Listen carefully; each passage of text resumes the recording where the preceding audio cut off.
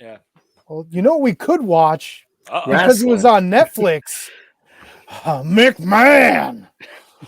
Good Lord. So the documentary released last week. I don't know the day. All I know is that I spent, I think, all day Friday, like mostly listening to it while I worked, and then finished it up on Saturday. I think it was released on Wednesday. Wednesday, yeah. And I binged all 6 of them on Thursday. No, Thursday I didn't get a chance to get around. What? Maybe I did watch it Thursday, and then I finished it Friday. I don't remember, but I tuned in. I watched it from beginning to end. For the most part, not really a lot of things that we didn't know already as like true wrestling fans. Now, if you're somebody who is curious, maybe somebody who's like a more recent fan and you didn't know the history, not that like WWE didn't bombard you with all the stuff that was in there to begin with. No, am I wrong? It's like, Vince took over the company and like, Vince was trying to get into management. He was trying to own the thing. And then he had the vision to take over the world. And then WrestleMania, he mortgaged the house. And, a lot of it was the old spiel that we knew, but maybe if you're a newer wrestling fan, you didn't know a lot of that stuff. And I will say this, Brundo, even as an old wrestling fan, like I can't tell you how many like times I could watch a new documentary about like the NWO or something like that. Like if you put out content for something that I'm passionate about, even though I already know the story, I'm gonna watch it. This one's a little different because of all the latest stuff that happened with him. And it to me, like it still kept my interest. There were some things that I didn't know that happened that popped up in this documentary. And then hearing, and I don't know if you guys have noticed that Eric Bischoff was putting out reaction pieces to after every single episode. And they've been pretty good too. So like hearing watching the documentary and then watching Eric Bischoff's reaction pieces with guests that were involved it's pretty fascinating, and it was I still enjoyed it regardless of whether or not I learned a whole lot of new stuff, Brundo. Yeah, I feel like every time you watch one of these, even though you might know 99% of it, that's always the 1%, that little nugget that you're gonna get to pique your interest and get something in there. Yeah. That being said, episode 3, when they did mostly WCW, it really felt like a copy and paste from the death of WCW. But even so, it's good to watch back all that stuff, get a perspective from maybe some different people on it. I mean, thinking back on it now that we're talking about it, there is quite a bit that I did find interesting. Number one, Tony Atlas getting his fucking weenie grabbed by Pat Patterson. Yo, Tony Atlas ruled in this documentary. He rules everything he does. Like, they should put him in more stuff. Dude, he's so good. He really is, and he just doesn't give it. That dude was homeless for a while, and his current wife was the one that brought him out of homelessness, gave him a place to stay, cleaned him up, got him back in the business, and so he's been through some shit, Tony Atlas. I thought Saba Simba got him out. Well, it's such a weird selection, though. Like, of all the people, like to do a Vince McMahon documentary, you picked Tony Atlas. Well, I mean, Bruce Pritchard was also in there, and I don't know if you remembered, but I think it was episode 6 where he actually like kind of lashed out at the documentary guys, saying that this was a hit piece, and like, Vince McMahon did a lot of good, and he talked about his wife who, I mean, we all know this. I mean, probably not all, but if you follow Bruce Pritchard at all, his wife got really sick with cancer, and they gave her like 4 years to live or something like that, and it was on McMahon's dime that got her all the doctors and all the care and whatnot that she needed. And look, we're not saying that Vince McMahon didn't do good things. I mean, he created wrestling to what it is today, but a little too much on the rapey, molesty, fucking. And dude, to get him to open episode 6 saying like he's got 3 parts of his brain and the one part's thinking about sex right now. Yeah, the most interesting parts of this were the weird, cryptic, creepy lines that you did not expect Vince to say. Like, he's like, it was like with the referee, right? The female referee, Rita Chatterman.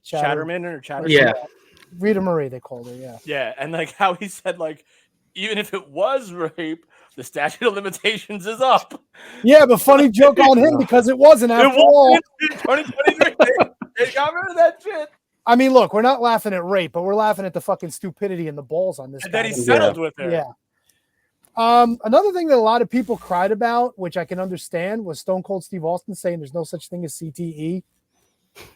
I mean, he didn't come out and say it like that, but he made it sound like I only got concussed once in wrestling. If you're getting concussed, you're doing it wrong.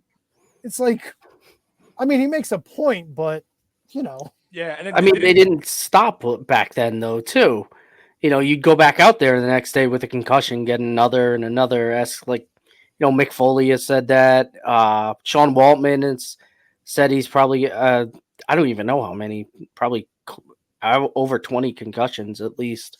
Yeah, and HK, like that. I mean, that's the way it was. Like in all sports, like football, you get dinged up. I Go thought you back could say out there. football hitting them with chairs. Yeah, well, the XFL, I'm pretty sure they did. Well, it's I weird. think- I'm sorry, HK. Go ahead.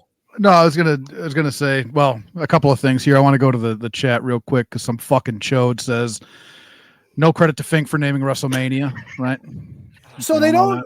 Well, here, so they don't give Fink credit for WrestleMania, but then they give us like 5 minutes on Wendy Richter and the fucking screw job with with Fabulous Moolah. I didn't need to fucking see that. Like, what the fuck? Yeah, you did, because that episode laid the groundwork for the Montreal screw job. So it provided a context, the fact that they've done it before. I mean, I guess This isn't a Howard Finkel documentary. Like it doesn't matter who named it WrestleMania for the purpose of this documentary.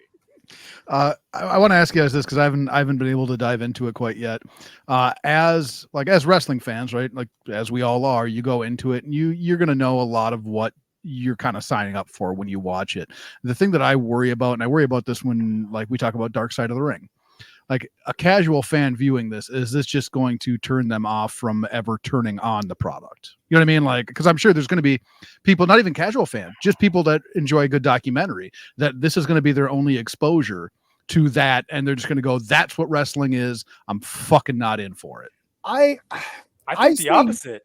Yeah, I say no, and I give you a grander scheme of things where if you look at society today, with the whole taking down statues where they look at like George Washington or Thomas Jefferson or Abraham Lincoln, and like for the good that they did, they weren't like good people based on like what we know society to be. So if you can look at Vince McMahon just from that wrestling perspective and knowing the fact that he's not around anymore, you could say like, okay, as big of a scumbag as he was, he gave us what we know today as professional wrestling. You know what I'm saying? But now Vince isn't involved anymore. Triple H is involved. I think everybody knows that, at least coming out of this documentary, that Vince isn't around anymore for whatever reason, despicable reasons, no less, but for whatever reason, that it's not his anymore, that he's not in charge anymore. So I don't know if that cuts against people wanting to watch professional. Look, if you're going to want to watch it, I don't know if this necessarily like turns you on, but it definitely, I don't think would turn somebody off from watching wrestling. If anything, I think it would drive them to check out the product. Really, why so? It's hard to explain, but like for some reason people always gravitate towards the negative, right? So this is it's not quite a hit piece, but it does elaborate on all the bad fucking creepy ass shit that he did. So like, all right, so he's involved in this company and they made a whole documentary about it. Like, all right, let me see what this product is. Like, because there's a lot of talk about what the product is in terms of professional wrestling. Like Hulk Hogan even said, like, you might get it, but you don't really get it. So, like, maybe we'll try to get it and we'll watch SmackDown. We'll watch Raw. The stuff that they showed on the TV in the vacuum of the wrestling shows probably looked pretty cool to people that've never seen it before. Okay. So maybe they'll be like, hey, I wonder if it's still like this. And they'll check it out and they'll realize it's not like this, but it's still very fucking entertaining. So I think that if anything, if I had to pick between will it deter people from watching as opposed to drive them to watching, I'd lean more towards drive to watching as opposed to deter them. But most likely, I feel like people who watch this that aren't wrestling fans are just like documentary fans and they'll just stay in their lane. Does it come across as just a hit piece? No, I don't think it is a hit piece. Okay. Yeah, I mean that's Bruce Pritchard towing the company line, and he took a lot of shit from a lot of people for saying what he did, and Cornette has not chimed in yet, but I'm sure his love-hate relationship with Pritchard, he'll have something to say about it. But I mean, don't get me wrong, I wouldn't be upset if it was a hit piece. If anyone deserves to have a hit piece about him, it's Vince. Yeah, McMahon must have thought it was one because he tried to buy the documentary. And yes, he did not want to see.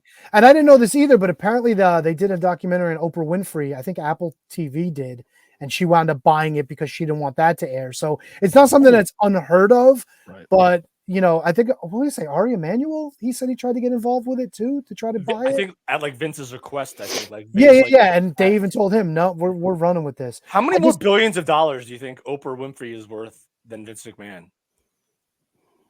Oh, like probably like she's got to be like a two-time. Like, you think she's a two-time over billionaire?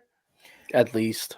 I mean, it depends too, because Vince also had the IPO and his stock value went through the roof, and then they had the thing with TKO. So I don't know. It'd probably be pretty close today, but I think overall, no way is it close today. But Oprah, I mean, what's Oprah done lately? I mean, unless she's just sitting on investments right now. I mean, I'm not saying she's poor, but she's got to be the richest woman in the world probably right now.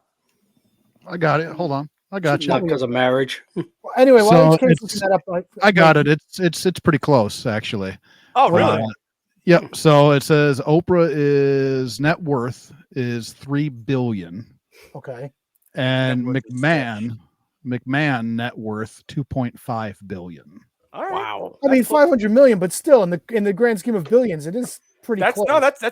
a lot closer wait. than I thought it was going to be. I have another site here that says McMahon's net worth is $3.2 billion. So that would be more than Oprah's. But what does Oprah have in that one? Like 1.4? Let me see here. Looking here. I just asked that because like I feel like Oprah would have way more money to spend to buy a hit piece on her than Vince might. Well, I mean, maybe that's why it's close. Maybe Oprah has a little more influence than the average bear too. You know what I'm saying? I just don't want to overshadow what Brundo just said. I missed it. I'm sorry, Brundo. He said maybe that's why it's close. Maybe she spent like the other $3 billion that she had to buy the hit piece. Let me see. Yep. I just want to go to the chat. Kyle Apron Bump. He grabbed my pekka, and yes, Tony Atlas. We abused women's. That's exactly what he said. It's so SJ chimes in. Tony Atlas gave me free tickets. Did he ask you to stomp on his face for those tickets? I gotta know. Tony Atlas likes the women's feet.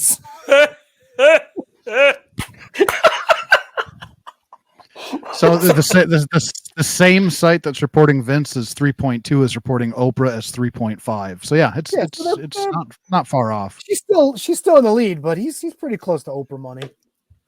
And plus, yeah, I mean, a lot of it in the past year was a lot of the stock sale too when he fucking cashed out. Yeah, you know what? Now that I think about it, like he did sell Raw. Was it him that sold Raw, or was he Trump? out That before was they a sold storyline. Raw? Wait, sold Raw? What do you mean? I thought he was working as like a facilitator of the deal. Or who bought TKO? Who bought the company? TKO, right? Yeah, TKO. well, TKO is like the conglomeration. Endeavor was the name of the Endeavor, company. yeah. Endeavor. And that was a $9 billion sale. Was that before or after the sale of Raw to Netflix? I think that was before. Oh yeah, that was before. Yeah. The Netflix All thing. right, so he doesn't get. Does he get Netflix money? No, he's already cashed out. I think. Okay. I think he's like completely cashed out. Okay. He may have some shares, but he's definitely not near controlling or anything. So if he does have shares, he'll make money on the Netflix deal. Like I'll make money on the Netflix deal. Or anybody that has a couple shares of WWE stock or TKO stock will make money on the Netflix deal. You know what I'm saying? Gotcha. Yeah. It's a trickle down thing now instead of like gimme. You know, well, like he didn't get like $1 billion from the Netflix deal. No. Okay. No. He's already cashed out. Vince has no more shares. He sold his final. So I am more of an owner of WWE than Vince McMahon. Ha-ha! No wonder the product's so good. Yeah. Kudos on your creative, Tony. That's my writing. Hey, did I ever tell you the story? Do you remember when Fuller House came to Netflix? It was like the sequel to Full House when all the girls are older. Yeah. They're still weirdly living together with their husbands and ex-husbands and shit. I had my son convinced, and this is years ago now, I had him convinced that I was a writer for Fuller House because I was predicting everything that was happening on the episode while we were watching it. And everything was, it was a fucking old ABC show. Like, anybody could have fucking wrote that show watching it as a kid. You know what I'm saying? Yep. But he fell for it. And he's like, you really, like, yeah, dude, I'm sending him, Bob Saget, I'm sending him shit every week. I never watched the show. Did they explain what Michelle is up to on the show? Yeah, she's doing some fashion shit in New York, and they prank called her one night when they were all drunk with Kimmy Gibbler and shit. So, Okay, but they've Yeah. never appeared on the show, right? no. They said, fuck that noise. We kill Heath Ledger. We're not killing Fuller House. I wonder what their network is compared to Vince McMahon. Holy shit. A few other things. There was a montage. We don't do rape, and he's yelling, "Come back here, come get out here, you rapist." We don't do guns, and they show the Pillman Austin incident. We don't do killing. Buried alive. They're alive and the fucking boss man hanging. That was like the last thing I saw last night. I left my balls off at that. And they asked Triple H, "Have you ever done anything that you regretted?" And then he's like, "Yeah." And they show the fucking Katie Vick thing where he's in the casket. Yeah, like, that was like before the Survivor Series match. Yes. Like, yeah. And also, Vince McMahon got blown up. There was a storyline about they talked about murder. That went into the whole Chris Benoit, Nowinski, CTE thing. Shit, there was something else that I thought of that's fucking lost on me. Oh, did he not fucking like his son? Did he absolutely hate Shane McMahon? Like, seriously, he fucking put Shane through the ringer with being a referee, with being like a backstage guy, and like all this other shit. And like, dude comes out and he fucking puts it all on the line at WrestleMania, and like he just gets a hug at that point, like a half a hug. And he goes, "I'm proud." But didn't Vince do the same thing with Vince Sr.? Yeah, but that don't mean you got to do it. Oh, and that was the other thing. Vince said like he didn't want to treat anybody the way he was treated. Like he said he was like molested by his mother when he was a kid, and his stepfather used to beat him. And he's like, "I would never do that to anybody else." No, he didn't say that. He just said he knows what it's. He said he just knows what it's like to be poor. Is what he said. I wish when they said like, "Oh, I would never." Say something like about beating. I would never beat him. They show a picture of him like choking Stephanie in their I Quit match or something. Oh my God! Wait, Ashley Mazzara was part of this too, wasn't she? Yeah, that was heavy. Where he was yelling at her and she was crying and shit. Like, Oh, that's one thing you could probably say about like Bruce Pritchard having an axe to grind. Like, you take something that happened on the show and you kind of like conflate it to real life. You know what I'm saying? Like, it was also despicable shit that happened to her. But to kind of put that like with the McMahon thing going. Oh, and the other great part, asking everybody how much of Vince is Vince and how much of it is Mr. McMahon. It went from completely different to him with the knob turned up to, oh yeah, there's no difference. Like, everybody had a different opinion. And he's like, no, it's two different people. Dude, it's totally him. Dude, he got away with so much just he got away with so much on TV just because it was on TV. Like, that's what he was, right? Like, that has to be what he was. And because it's on TV and because it's a scripted television show, that it's just entertainment. No, he was getting his fucking rocks off and was able to get away with it because it was on TV. Now I'll ask you this. Oh, I'm sorry, HK. Go ahead. And then Trish defended the fucking bark like a dog segment. Anyway, she defends everything. HK, no, I was going to ask you guys because I think it was, I want to say it was Al Snow maybe on Russo's show, and they kind of came to the agreement that if Vince wanted to right now, he could have a wrestling product back on a major network within like 9 months. Any thoughts on that? Because like I read that and I went, wow, I can't imagine that any network is going to touch him. But then like their fight back to that was he still has the pull amongst like in entertainment to get something up off the ground. Yeah, but do you like he can't go around to other territories trying to buy TV time anymore? You know what I'm saying? Like WWE's locked in. There's no way they're going to give that up for some upstart and like risk losing what they have, which is the golden egg for like 2 golden eggs. You know what I'm saying? No, and I'm not saying he would get, Netflix or USA, but they're saying that he would be able to get a major network. He could, but there'd be nobody on it because it's not like when AEW started, there was, besides TNA, there was no other competition. He like now there's not many. Get on like Spike or something like that, or like one of those like cable channels. USA maybe pulls in like 5. You know what? USA is going to need some wrestling programming. Yep. They have SmackDown. Oh, that's right. Are they still going to have SmackDown in January? Yeah. Oh, well, my bad. I guess they'll have something. Hey, I heard there's room on the CW app. I mean, everybody's going there, right? Isn't NWA power. power? NXT is going to actual CW TV Right. Well, there you go. See, Tuesday night, tomorrow night. Chicago, Chicago, Chicago, Chicago. I'm trying to think if there's any other little tidbits from the McMahon documentary that we're forgetting about. You know, thinking back on it, it's right. Like, I mean, if it's you 6 watch it hours just, worth, like, so I'm sure we are. if you watch it for the story, it's kind of like you knew most of it, but like the little tidbits that we got out of it, I guess made it worth the watch. Especially Tony Atlas. Tony Atlas is amazing. Dude, he was just so honest. Like, he had no trouble saying, like, the apron bump said, like, we abused women's. Like, Oh, he had that was no the issues thing. saying that. They got Linda for this thing. Oh, Were you wow. surprised by that? No, I don't- because at the time it was Vince's idea. So I'm not surprised. I don't think it but- was out there too that they were divorced at that point too, because they Well, I started don't- they started think they're 2021. I don't think they're divorced. They don't Oh live well, together. separated or whatever they are. It's been that way for a long time, though, hasn't it? Yeah, but it wasn't so public back in 2021. Well, nothing was made public, but while most of these interviews were being done until Who was it that didn't want to tell the story that Vince suggested that Stephanie be pregnant with his baby? Was it Stephanie that said I'm not going to tell, and then Vince said it, and then like he said it was shot down? Somebody, I think it was didn't want- Stephanie. It was she either didn't want to say it, and then somebody else said it, and they're like, "Yeah, everybody in the room shot it down except for Vince." I think it was Stephanie, and it was either Stephanie or Bruce, but I'm pretty sure it was Stephanie. He wanted to have a storyline where his daughter was impregnated. Dude, he's a fucking goblin.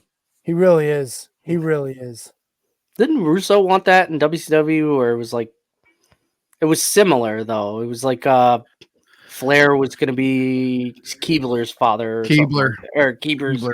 son, or Oh, and then it Big was like Bruce's father. incest. Oh Yeah. no, it was gonna be like the David Flair Keebler. We're gonna have a baby, and then Ric Flair was gonna be the father of said baby, and not Yeah. David Flair. yeah, that was it. Wasn't Ric Flair also going to be what's her name's baby too? The fucking Oh, Alexa Bliss, no, the one that left, Lacey Evans. Lacey Yeah. Evans. That's right. Wait, Ric Flair was supposed to be Lacey Evans' dad? Yeah. Yeah, There was before a she lot. got pregnant. Yeah, What? There was a lot. Yeah, Yeah. It was an interesting one. Short lived. yeah. very short lived. Hey, I'm surprised they didn't go into the Chaz Warrington with the beaver cleavage and abusing women there. He probably wanted too much money. That one disappeared real quick off of TV. Beaver cleavage. Yeah, What the fuck? Yo, outta you know here. what? Yeah. That goes back to his childhood claim of being by Yeah. his mom. Think Yeah. about that. It disappeared into a domestic violence storyline instead. Much big step up there. Yeah. Great pivot. I mean, we got The Rock a little bit. Eric Bischoff was in there. Eric Bischoff's always good. Always good. Yeah. So Eric Bischoff said that those interviews for him were not for this. Like, he wasn't interviewed for this. Hmm. Those were interviews for something else that were taken and then put in this. Really? Yeah. So like, he was interviewed about something completely different. And then they just happened to fit what they were talking about with Vince. And But so it was for, I would imagine it was for Netflix, or was it? So these people that did this documentary, are they involved in Vice or anything else? I forget what Eric Bischoff said, because like I said, I've been listening to like his live not live, but his post Pal. show podcasts, and he totally says that he was not interviewed for this project. So he says like so when people come interview him for something, they're like, hey, well, while I'm here, do you mind if we ask you these questions about this? And so But don't you that's still have to sign off on it? no, I guess you don't. You probably Eric said just he sign didn't. a release that they could use it for Yeah. whatever they want. Yeah. Right. That's true. You know, then again, if it's Eric Bischoff, like, what does he got to hide? He'll sign off anything, you know?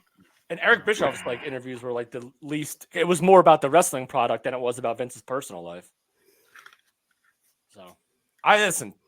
To wrap it up, I liked it. Nothing groundbreaking, not a total hit piece, but dude, a lot of the stuff with the lawsuits with like Richard Belzer and the Stossel and the Ring Boy stuff. Yeah. That was that was all bonkers, and how they were saying like 2 guys were innocent or 2 guys were guilty, 1 guy was innocent. The innocent one was Pat Patterson. Like that, it was all just like incredible to revisit. Good, bad, or indifferent. Actually, mostly bad and indifferent. I don't know if I necessarily am on board with Pat Patterson not being involved. I tend to believe it more because most people like defended him on that. And like I get it, like Bruce Pritchard was like his best friend, but like the way they always talk about Pat, and they even talked about it a bit in the documentary, like he's like a gay dude that was like successful in the business despite of being a gay dude, you know? Yeah. And from everything that you hear about him, he had a relationship with, I forget the guy's name, but Louis. Yeah. They were together like forever. You know what I'm saying? And like, I don't know Louis from Adam, but if he was fucking around on Louis, you know, like maybe Louis doesn't stick around. You know what I'm saying? So there was this guy, his name is Pat. He's a French Canadian wrestling historian and author. He's doing a book on Dino Bravo. He did one on Andre the Giant. He did one on the Montreal Territory. And he said that there was no way that Pat would ever do anything because back then they were still scared of AIDS and shit. So like they weren't gonna fuck around on each other. That's why like they were so like committed to each other, because at that time AIDS was a legit scary thing that no one really knew a whole lot about, and it was predominantly featured amongst the homosexual community. So there was no way that they were ever gonna fuck around with other people because they were just worried about getting that. Yeah, and you know, plus, you know, we've said it earlier, it was a different time, you know. Yeah. You know, nowadays, like, hey, my buddy's gay. Well, who gives a shit? You know, good for him. You Yeah. know, but back then, like, oh shit, you know, like, and it went to asinine and extreme and fucking bonker levels. You know. Yeah. But- Vince McMahon's still a scumbag. But Pat Patterson did it right for himself. I'd say so. Yeah, for sure. Yeah. Um, He did his way. What happened? What? Oh, Oh, you I get it. you said, yeah, you said Pat did it right for himself. I said, oh, lose a looker. I would imagine so. He's swinging a horse hammer. Did I ever show you there's a picture that goes around of Pat Patterson where he's got a shirt on that says "I gagged Linda Lovelace." I've seen that. That's great. It's an amazing picture. Amazing. Yeah. Speaking of